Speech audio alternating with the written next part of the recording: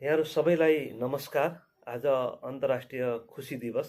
यहाँहरू सबैलाई मङ्गलमय शुभकामना। जीवनमा कोही पनि मान्छे दुखी हुन चाहन्न, असफल हुन चाहन्न, नराम्रो हुन चाहन्न। सबै मानिसहरू खुसी हुन चाहन्छन्, सफल हुन चाहन्छन् र राम्रो बन्न चाहन्छन्। तर हामी आफ्नो खुसी पाउनको लागि चाहिँ आफ्नो मनभित्र भएको खुसी, परिवारभित्र भएको खुसीलाई चिन्न नसकेर खुसीका लागि चाहिँ विभिन्न बाहिरी मार्केटमा चाहिँ खोजिरहेका हुन्छौँ।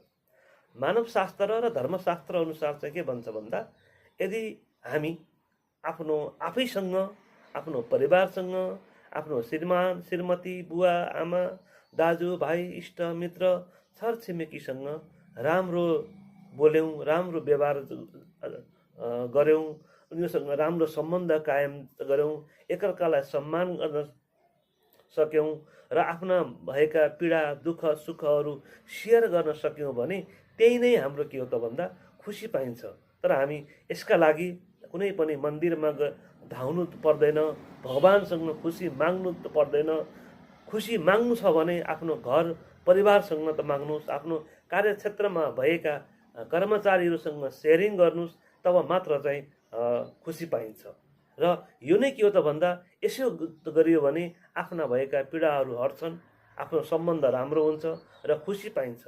र खुसीका लागि चाहिँ कहीँ खोज्नु पर्दैन, आफ्नो मनको खुसी नै चिन्न सक्यौँ भने जीवन सुन्दर हुन्छ। सुन्दर जीवनले नै सुन्दर समाज हुन्छ र सुन्दर समाज भयो भने सबै राम्रो हुन्छ। Happy international day. Thank you.